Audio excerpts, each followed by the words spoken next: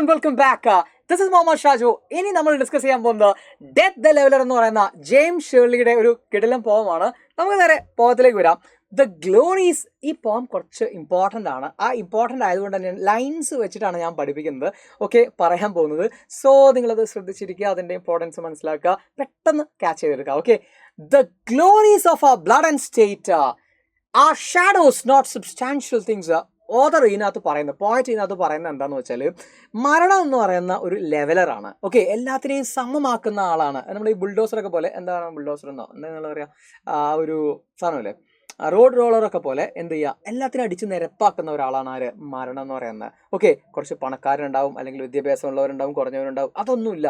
മരണത്തിന് മുമ്പിൽ എല്ലാവരും സമന്മാരാണ്. ഇതാണ് പോയത്തിൽ ഉദ്ദേശിക്കുന്നത്. തീം അതാണ്. ഇനി നോക്കുക, നേരെ നോക്കുക. The glories of our blood and state. നിങ്ങൾ നേടിയ നിങ്ങളുടെ നേട്ടങ്ങളുണ്ടല്ലോ, അല്ലെ, നിങ്ങളുടെ ഗ്ലോറീസ് ഉണ്ടല്ലോ, ഏതിലൂടെ നേടിയിട്ടുള്ള, ഓഫ് യുവർ ബ്ലഡ്. ബ്ലഡ് എന്ന് പറഞ്ഞാൽ എൻ്റെ ജനനത്തിലൂടെ എനിക്ക് കിട്ടിയിട്ടില്ല എന്ന് വെച്ചാൽ എൻ്റെ ഫാമിലി, എൻ്റെ സ്റ്റേറ്റസ് ഒക്കെ എൻ്റെ ഫാമിലിയിലൂടെ കിട്ടിയിട്ടില്ല. അതാണ് ഈ ബ്ലഡിലൂടെ കിട്ടിയത്. റോയൽ ബ്ലഡ് എന്നൊക്കെ നമ്മൾ പറയില്ലേ, ആ തറവാട് എന്നൊക്കെ പറയില്ലേ, ആ ഇന്ന തറവാട്ടിലുള്ള ആളാണ്, അല്ലെങ്കിൽ ഇന്ന കുടുംബത്തിലുള്ള ആളാണ്, ഇതൊക്കെ, അല്ലെങ്കിൽ ഇന്ന രാജ്യത്ത് ജനിച്ച ആളാണ്, ഞാനൊരു ബ്രിട്ടീഷ് പൗരനാണ് എന്നൊക്കെ പറയുന്നത് കേട്ടില്ലേ. അതൊക്കെ, ആ ഗ്ലോറീസ് ഒക്കെ, അതുപോലെ തന്നെ സ്റ്റേറ്റ് എന്ന് പറയുന്ന രാജ്യം, ആ രാജ്യമായിട്ടും ആ ഒരു ബ്ലഡിലൂടെയൊക്കെ കിട്ടിയിട്ടുള്ള നിങ്ങളുടെ ആ ഗ്ലോറി ഉണ്ടല്ലോ, are shadows and substantial things. എന്ന് വെച്ചാൽ അതെല്ലാം വെറും നിഴലുകൾ മാത്രമാണ്. നിഴല് റിയൽ ആണോ? അല്ല. നിഴൽ എപ്പോഴും വേണമെങ്കിലും നമ്മൾ വിട്ടുപോകാം, അല്ലെ. അപ്പോൾ പറയുന്നത് എന്താണ്? They are substantial things. Permanent അല്ല, കനപ്പെട്ട കാര്യമല്ല, ടെമ്പററി ആയിട്ടുള്ള കാര്യങ്ങൾ മാത്രമാണ്. There is no armour against fate. ഒരു പടച്ചട്ടയ്ക്കും യുദ്ധത്തിന് പോകുന്ന സമയത്ത് ആളുകൾ, യോദ്ധാക്കൾ ഉപയോഗിക്കുന്ന ഈ പടച്ചട്ടയാണ് ആമേഴ്സ് എന്ന് പറയാം, അല്ലെ. അപ്പോൾ ഒരു പടച്ചട്ടയ്ക്കും ഒരു വിധിയുടെ മുമ്പിൽ നിങ്ങളെ അതിനെ തടഞ്ഞു നിൽക്കാൻ സാധിക്കില്ല. എന്ന് വെച്ചാൽ മരണത്തിന് മുമ്പിൽ ഒരു പടച്ചട്ടയ്ക്കും നിങ്ങളെ രക്ഷിക്കാൻ ആവില്ല. ഓക്കെ, ആ രണ്ട് ലൈന് ക്ലിയർ ആയി എന്ന് വിചാരിക്കുന്നു. നെക്സ്റ്റ് ലൈനിലേക്ക് വരാം. Death lays his icy hands on kings. മരണമെന്ന് പറയുന്നത്, ഓക്കെ, ഈ മരണമെന്ന് പറയുന്ന ആളുണ്ടല്ലോ, he places his icy hands on the kings. അതിൻ്റെ തണുത്ത കൈകൾ അത് രാജാക്കന്മാരുടെ മേലെയും വെക്കും. ഓക്കെ, മനസ്സിലായില്ലേ? എന്ന് വെച്ചാൽ ആരാണെന്നൊന്നും നോട്ടമില്ല ആർക്ക്, മരണത്തിന്. അതതിൻ്റെ തണുത്ത കൈകൾ ആരുടെ മേലെ വെക്കും? നമ്മുടെ രാജാവിൻ്റെ മേലെ പോലും വെക്കും. മനസ്സിലായില്ലേ? അപ്പോൾ ഇവിടെ തണുത്ത കൈകൾ വെക്കാന്നൊക്കെ പറയുമ്പോൾ പേഴ്സോണിഫിക്കേഷൻ ആണ് ഓർമ്മയിലുണ്ടാവണം. ഓക്കെ, മരണം ജീവനില്ലാത്തതാണ്. ജീവനില്ലാത്ത മരണത്തിന് ഹ്യൂമൻ ബീങ്സിന്റെ കൈ വെച്ചു എന്നൊക്കെ പറയുന്ന ആ ഒരു സംഭവം കൊടുക്കുന്ന ഒരു പേഴ്സോണിഫിക്കേഷൻ എന്ന് ഓർത്തു വെക്കുക. സെപ്ചർ ആൻഡ് ക്രൗൺ, ചെങ്കോൽ, ഇത് അവിടെ ചിത്രത്തെ കൊടുത്തിട്ടുണ്ട്. ചെങ്കോലും അതുപോലെ തന്നെ ആ ക്രൗൺ കിരീടമാണ്, അല്ലേ. അപ്പോൾ ഈ കിരീടവും സെപ്ചറും ഒക്കെ ആരുടെ ചിഹ്നങ്ങളാണ്? രാജാവിൻ്റെ അധികാരത്തിൻ്റെ ചിഹ്നങ്ങളാണ്, അല്ലേ. അപ്പോൾ ഈ അധികാരത്തിൻ്റെ ചിഹ്നങ്ങളായിട്ടുള്ള ഈ രണ്ട് സിമ്പിൾസ് അവിടെ യൂസ് ചെയ്തിട്ടുണ്ട്. ഏതൊക്കെയാണ്? Sceptre and crown. Must tumble down, അതിന്റെ കണ്ടിന്യൂഷൻ ആണ് മസ്റ്റ് ടംബിൾ ഡൗൺ. ഈ അധികാരത്തിന്റെ ചിഹ്നങ്ങളായിട്ടുള്ള ഈ കിരീടവും അതുപോലെ തന്നെ ചെങ്കോലും എല്ലാം എന്ത് ചെയ്യണം? ടംബിൾ ഡൗൺ, മറഞ്ഞു വീഴുക തന്നെ വേണം. എല്ലാം മറഞ്ഞു വീഴുക തന്നെ വേണം. ഓക്കെ, ഇനിയോ must tumble down and in the dust be made equal. ഈ ഡസ്റ്റിൽ അതെല്ലാം സമമായി മാറുന്നു. ഓക്കെ, മണ്ണിൽ അവയെല്ലാം സമമായി മാറുന്നു. With the poor crooked scythe and spade. ആരുടെ കൂടെ? With the poor crooked scythe and spade എന്ന് വെച്ചാൽ പാവപ്പെട്ടവൻ്റെ, കർഷകൻ്റെ ചിഹ്നങ്ങളായിട്ടുള്ള ഇതാ ഈ പറയുന്ന ഏത്, സ്പേഡ് കൈക്കോട്ട്, അതുപോലെ തന്നെ സൈത്ത് എന്ന് പറഞ്ഞിട്ടുണ്ടെങ്കിൽ ഈ അരിവാള്. ഓക്കെ, അപ്പോൾ ഈ അരിവാളും അതുപോലെ തന്നെ ഗ്രാസ് കട്ട് ചെയ്യാൻ ഉപയോഗിക്കുന്ന ആ ഒരു ഇൻസ്ട്രുമെൻ്റ്, അതാണ് ഈ സായിത്വം ആണെങ്കിലും സ്പേഡ് ആണെങ്കിലും ഒക്കെ ഇതൊക്കെ ഈ ആരുടെ ചിഹ്നങ്ങളാണ്? രാജാവിൻ്റെ ചിഹ്നങ്ങളാണ് നമ്മുടെ ഈ കിരീടവും ചെങ്കോലുമെങ്കിൽ ഈ സ്പേഡും സിക്കിളും ഒക്കെ ആരുടെ ചിഹ്നങ്ങളാണ്? കർഷകന്റെ, അല്ലെ. അപ്പോൾ കർഷകന്റെ കൂടെ തന്നെ ഈ രാജാവ് എന്ത് ചെയ്യാണ്? സമമായിട്ട് മണ്ണോട് ചേരും, ഡസ്റ്റായി മാറും എന്നാണ് അവിടെ പറഞ്ഞു വെച്ചിട്ടുള്ളത്. ക്ലിയർ അല്ലേ? First stanza. 3 സ്റ്റാൻസുകൾ നമുക്ക് പഠിക്കാൻ കേട്ടോ. രണ്ടാം സ്റ്റാൻസിലേക്ക് വരാം. Some men with swords may reap the field. ചില ആളുകൾ യോദ്ധാക്കളെയാണ് ഉദ്ദേശിക്കുന്നത്. ഓക്കെ, ചില ആളുകൾ എന്ത് ചെയ്യുന്നറിയോ? വിത്ത് സോർഡ്സ്, വാളുകൾ കൊണ്ട്, റീപ് ദ ഫീൽഡ്, വയലുകൾ കൊയ്യുമെന്നാണ് പറയുന്നത്. കൊയ്യുക എന്നിവിടെ ഉദ്ദേശിക്കുന്നത് തല കൊയ്യുന്നതാണ് പറയുന്നത്. യുദ്ധമുണ്ടാക്കുക എന്നുള്ളതാണ് ഉദ്ദേശിക്കുന്നത്. Okay, and plant fresh laurels where they kill. അവർ കൊന്നൊടുക്കുന്ന ഇടത്തെല്ലാം അവർ ഫ്രഷ് ലോറൽസ്, തീർക്കുമെന്ന് പറയുന്നു. ഓക്കെ, വിജയ പതാകകൾ നാട്ടുമെന്നാണ് പറയുന്നത്. ഓക്കെ, പ്ലാന്റ് ചെയ്യുക എന്ന് പറയുന്നത് കൃഷിയുമായി ബന്ധപ്പെടുത്തിയിട്ടാണ് ഇതിനെ പറയുന്നത്. റീപ്പ് ചെയ്യുക, വിളവെടുക്കുക എന്നല്ല ഇതിനർത്ഥം. പക്ഷെ ഇവിടെ ഏത് വിളവെടുപ്പാണ്? ആളുകളെ കൊല്ലുന്നതാണ്. ഇവിടെ നടുന്നത് എന്താണ്? ചെടിയാണ് നടുന്നത്? അല്ല, വിജയ പതാകകളാണ്, ലോറൽസ് ആണ് അവർ നടുന്നത്. ഓക്കെ, അപ്പൊ ഒരുപാട് ആളുകളെ കൊന്നൊടുക്കിയിട്ടാണ് ഈ വിജയ പതാകകൾ ആളുകൾ എന്ത് ചെയ്യുന്നത്? നാട്ടുന്നത്. ബട്ട് ദെയർ സ്ട്രോങ് നെർവ്സ്, അങ്ങനെ കൊന്നൊടുക്കുന്നവരുടെ ശക്തമായിട്ടുള്ള സ്ട്രോങ് ആയിട്ടുള്ള നെർവ്സ്, ഞരമ്പുകൾക്കും അറ്റ് ലാസ്റ്റ് മസ്റ്റ് ഈൽഡ്, അവസാനം അതിനും ഈൽഡ് ചെയ്യേണ്ടി വരും എന്ന് പറഞ്ഞാൽ കീഴടങ്ങേണ്ടി വരും. എത്ര വലിയ ശത്രുവാണെങ്കിലും, എത്ര വലിയ ഗജപോക്കിരിയാണെങ്കിലും അവനൊക്കെ ഒരു ദിവസം എന്തുണ്ട്? മരണം എന്ന് പറയുന്നുണ്ട്, അല്ലേ? അതാ പറയുന്നത്, last must yield they time but one another still. ആദ്യം ഒന്നും എരിങ്ങും, പിന്നെ പതുക്കെ പതുക്കെ ഒന്നിനു പുറകെ ഒന്നായിട്ട് അവരും കീഴടങ്ങുക തന്നെ ചെയ്യും. ആരുടെ മുമ്പിൽ? മരണത്തിന് മുമ്പിൽ. ഏർലി ഓർ ലേറ്റ്, ചിലവർ കുറച്ച് നേരത്തെ ആയിരിക്കും, ചിലവർ കുറച്ചങ്ങനെ വൈകിപ്പിക്കും ദൈവം, അല്ലേ? അങ്ങനെ ഏതായാലും ദേ സ്റ്റൂപ്പ് ടു ഫേറ്റ്. സ്റ്റൂപ്പ് എന്ന് പറഞ്ഞാൽ ഇങ്ങനെ കുനിയ, കുമ്പിടുക. ഓക്കെ, അവസാനം അവരും ആരുടെ മുമ്പിൽ കുമ്പിടും? ഈ ഫേറ്റ് എന്ന് പറയുന്ന, വിധി എന്ന് പറയുന്ന, മരണം എന്ന് പറയുന്നതിന് മുമ്പിൽ കുമ്പിടുക തന്നെ ചെയ്യും. And must give up their murmuring breath. And they must give up, അവര് ഉപേക്ഷിക്കേണ്ടി വരും. ദെയർ മർമറിങ് എന്നാൽ പിറുപിറുക്കുക എന്നർത്ഥം. മർമറിങ് ബ്രീത്ത് എന്ന് വെച്ചാൽ അവരുടെ ശ്വാസം അവർ നിലയ്ക്കും, അല്ലെങ്കിൽ ശ്വാസം ഉപേക്ഷിച്ചവർക്ക് പോവേണ്ടി വരും. വെൻ ദേ, അവരെങ്ങനെയാ പോകുന്നതറിയോ? Pale captive creep to death. അവര് പെയിൽ ക്യാപ്റ്റീവ്, പെയിൽ എന്ന് പറഞ്ഞാൽ വിളറിയ മുഖത്തോട് കൂടിയിട്ടുള്ള, ക്യാപ്റ്റീവ് എന്ന് പറഞ്ഞാൽ യുദ്ധ തടവുകാരാണ്, യുദ്ധത്തിൽ പിടിച്ചു കെട്ടിയ ആൾക്കാർ. ഓക്കെ, അപ്പൊ യുദ്ധത്തിൽ പിടിച്ചു കെട്ടിയ ആളുകൾ ഭടന്മാരാണെങ്കിലൊക്കെ അവരുടെ മുഖം എങ്ങനെ ആയിരിക്കും? ഹാപ്പി ആയിരിക്കും? അല്ല, പെയിലായിരിക്കും, അല്ലെ? വിളറിയ മുഖമായിരിക്കും. അപ്പോൾ ഈ മരിച്ചു പോകുന്ന ആളുകളുടെ മുഖം ആണ് ഇവിടെ ഉദ്ദേശിക്കുന്നത്.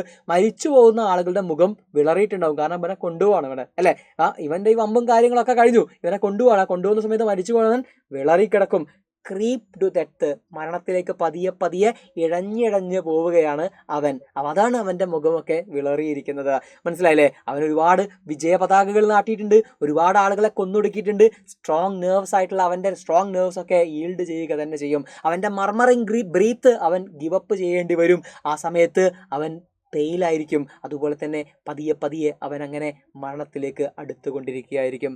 ക്ലിയർ അല്ലേ? ഇനി എന്താ പറയുന്നത് നോക്കാം. ലാസ്റ്റ് സ്റ്റാൻസ എന്താ പറയുന്നത് നോക്കാം. The garlands wither on your brow. Brow എന്ന് പറഞ്ഞാൽ നമ്മുടെ ഈ നെറ്റിത്തടമാണ്, ഐബ്രോ പറയില്ലേ? ഈ നെറ്റിത്തടത്തിനാണ് നമ്മൾ ബ്രോ എന്ന് പറയുക. ഐബ്രോ ഇതാണ്, അല്ലേ? അപ്പോൾ garlands on your brow, wither on your brow എന്ന് പറഞ്ഞാൽ, വിതർ എന്ന് പറഞ്ഞിട്ടുണ്ടെങ്കിൽ അത് കേടായി പോവുക, ഉണങ്ങിപ്പോവുക എന്നൊക്കെ അർത്ഥം. അപ്പോൾ ഗാർലൻസ് എന്ന് പറഞ്ഞിട്ടുണ്ടെങ്കിൽ ഈ ഒരു മാലയാണ്, എന്തിൻ്റെ? പൂക്കളെ കൊണ്ടുള്ള. അപ്പോൾ നിങ്ങളുടെ നെറ്റിത്തടത്തിലുള്ള, നിങ്ങൾ മരിച്ചു കഴിഞ്ഞാൽ അല്ലെങ്കിൽ വിവാഹ സമയത്തൊക്കെ നിങ്ങൾ കണ്ടിരിക്കും, ഈ സ്ത്രീകളൊക്കെ എന്ത് ചെയ്യാറുണ്ട്? വിവാഹത്തിനൊക്കെ ഇങ്ങനൊരു പൂക്കളെ കൊണ്ട് അലങ്കരിച്ചിട്ടുള്ളൊരു സാധനം വെക്കാറില്ലേ? ഗാർലൻസ് വെക്കാറുണ്ട്. അപ്പോൾ കയ്യിലും കഴുത്തിലൊക്കെ ഇടാറുണ്ട്, അല്ലേ? അപ്പോൾ അത്തരത്തിലുള്ള നിങ്ങളുടെ തലയിൽ വെച്ചിട്ടുള്ള നിങ്ങളുടെ ആ ഒരു നിങ്ങളെ അലങ്കരിക്കുന്ന നിങ്ങൾ നേടിയ പദവികളും നിങ്ങളുടെ സർട്ടിഫിക്കറ്റ്സും ഒക്കെ ഉണ്ടല്ലോ, അതാണ് ഉദ്ദേശിക്കുന്നത്. അതാണ് ഇവിടെ പറയുന്നത്. അതെല്ലാം നിങ്ങൾ മരിച്ചു കഴിഞ്ഞാൽ പിന്നെ എന്തിനു പറ്റൂടോ? അതിന് പറ്റുമോ? അതൊക്കെ വിതേടായി പോയി, പൂക്കൾ വാടിക്കരിഞ്ഞതുപോലെ ആയി അതും.